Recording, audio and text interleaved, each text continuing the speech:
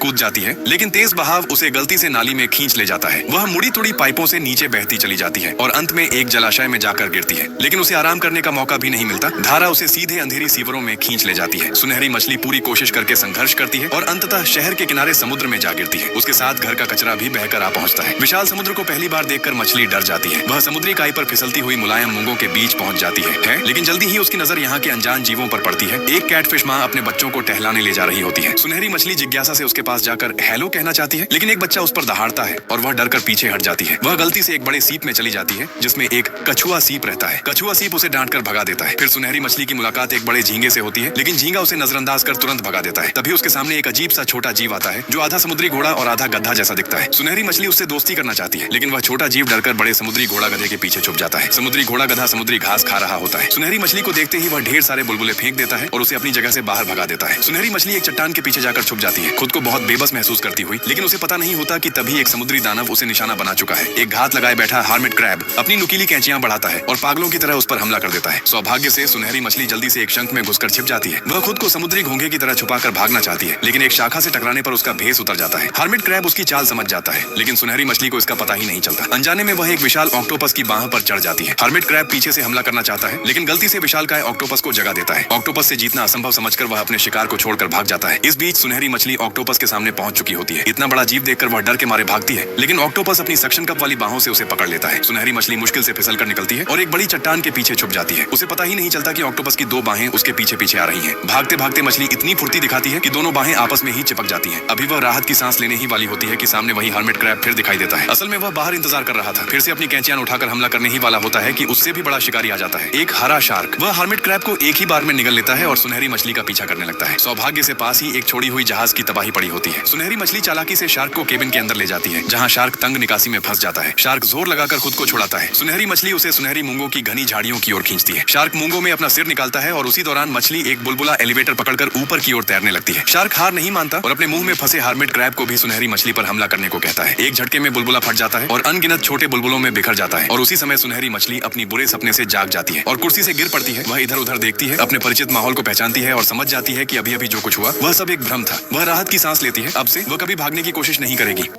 यह सुनहरी मछली जो आजादी की चाहत रखती है, बाहर निकलना चाहती है।